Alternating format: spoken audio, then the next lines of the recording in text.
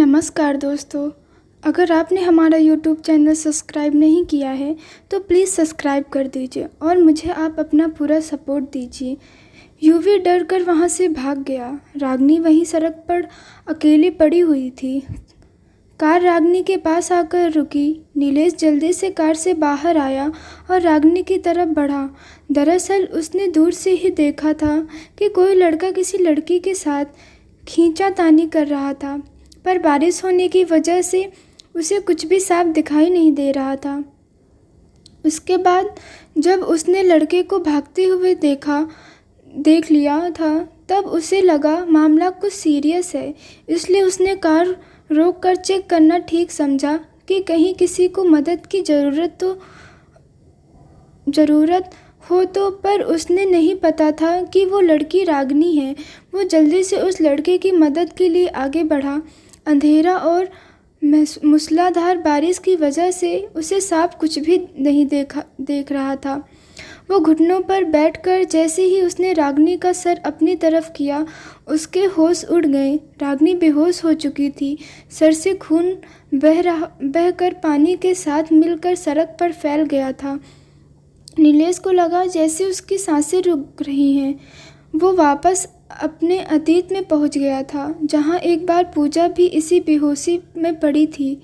अचानक से बादल की एक तेज़ गड़गड़ाहट के साथ बिजली भी चमकी। नीलेश इतने जोर और चमक के जो नीलेश को होश में लाने के लिए काफ़ी थी। उसे पता ही नहीं चला कि कब उसके आंसू बारिश के पानी के साथ मिलकर उसके गालों पर फैल गए थे। उसके मुंह से निकला, नहीं, मैं एक बार पूजा को खो चुका हूँ। अब मैं तुम्हें नहीं खोना चाहता रागिनी, तुम्हें कुछ नहीं होने दूंगा। उसने रागिनी को अपनी गोद में उठाया और जल्दी से लेकर अपनी कार की पिछली सीट पर लिटा दिया।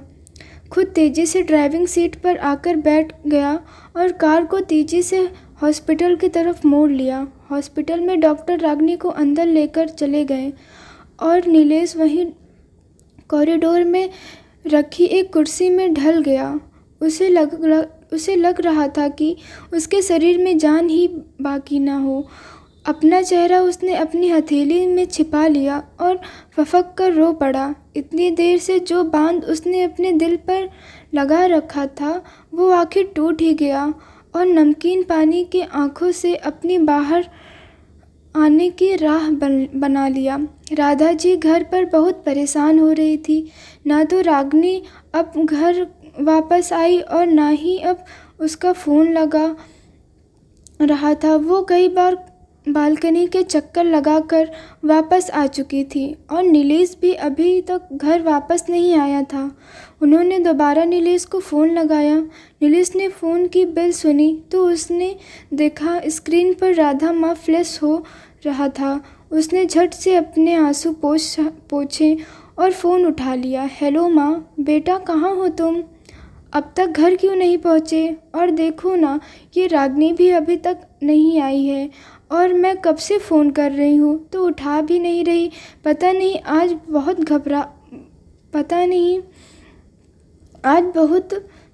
घबराहट हो रही है। उसने झट से अपने आंसू पोंछते हुए घबराहट हो रही है मुझे। नीलेश, तुम कुछ बोल क्यों नहीं रहे हो? तुम ठीक हो ना? हाँ माँ, मैं ठीक हूँ। माँ, रागिनी के सर पर चोट आई है, मैं उसे लेकर हॉस्पिटल आया हूँ। नीलेश ने किसी तरह खुद को शांत करते हुए ये बात राधा जी को बता दी। राधा जी को लगा कि उनका सर घूम गया हो और उन्होंने जल्दी से सोफे को पकड़कर खुद को गिरने से बचाया। मैं जानती थी तुम कुछ तो ठीक नहीं है। शाम से ही मेरा मन घबरा रहा था। क्या हुआ है नीलेश, मुझे पूरी बात बताओ। और रागिनी ठीक है ना? मैं अभी आ रही हूँ। भगवान ऐसा नहीं कर सकता। इस बार बरसात की क्या दुश्मनी है हमारे साथ? पिछली बार मेरी पूजा को अपने साथ बहा ले गई और इस बार फिर नहीं। राधा जी बहुत बुरी तरह रोने लगी। माँ, संभालिए खुद को, सब ठीक हो जाएगा। भगवान हमारे साथ इतनी नाइंसाफ़ी नहीं कर सकते। वो हर बार हमसे हमारी खुशियाँ नहीं छीन सकते। आप बोलो ना भगवान से कि रागिनी को ठीक कर दें। मैं फिर से अकेला हो जाऊँगा माँ। नीलेश ने भावनाओं में आकर क्या कहा ये उसे खुद भी मालूम नहीं था। अब रागिनी उसके दिल में बस गई, उसे खुद भी नहीं पता चला। पर जब आज उसे ये एहसास हो रहा था कि वो उससे दूर हो जाएगी तो उससे बर्दाश्त नहीं हो रहा था। उसने राधा जी को किसी तरह अपनी हॉस्पिटल आने से रोक दिया, पर अब अकेले खुद को संभालना उसे बहुत मुश्किल हो रहा था। उसकी आंखों के सामने वो सारे दृश्य आ रहे थे जिसमें वो रागिनी के साथ था और उसकी आंखों से लगातार आंसू बह रहे थे। राधा जी ने घर के मंदिर में जाकर रागिनी के नाम का एक जोत जला दिया और हाथ जोड़कर बैठ गई और रागिनी की सलामती की दुआ मांगने लगी। उधर बहुत देर बाद बाहर आए। उन्होंने देखकर नीलेश तेजी से उनकी तरफ बढ़ गया। उसने डॉक्टर से रागिनी के बारे में पूछा तो उन्होंने कहा, देखिए अभी तो सब ठीक लग रहा है, चोट काफ़ी गहरी है और ब्लड लॉस भी बहुत हो चुका था, पर हमने अभी तो उन्हें स्टेजेस लगा दी है और ब्लड भी चढ़ा दिया है, पर वो अभी भी बेहोश हैं। बाकी अगर कुछ होगा तो वो टेस्ट रिपोर्ट में आ जाएगा और उनके होश में आने के बाद ही हम कुछ कह सकते हैं। डॉक्टर साहब वो ठीक तो है ना, उसे कोई खतरा तो नहीं है ना? जी देखिए, उनकी जान को तो कोई खतरा नहीं है, पर चोट उनके सर पर आई है। यहाँ लाने का काफ़ी खून बह चुका है, तो खून की कमी के कारण ब्रेन में ऑक्सीजन की मात्रा कम हो चुकी थी। तो अब इसका उनके दिमाग पर कितना और क्या असर हुआ है वो उनके होश में आने के बाद ही पता चलेगा, बोलकर डॉक्टर नीलेश के कंधे पर थपथपाते हुए आगे बढ़ गए।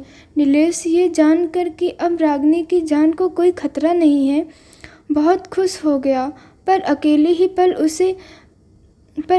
पल उसे लगा कि डॉक्टर ऐसा क्यों बोल कर गए कि रागिनी के दिमाग पर क्या असर होगा।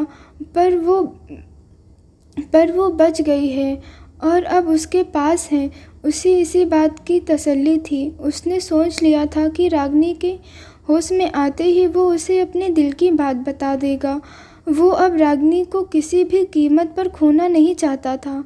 उसने फ़ोन कर राधा जी को भी बता दिया था कि रागिनी अब ठीक है।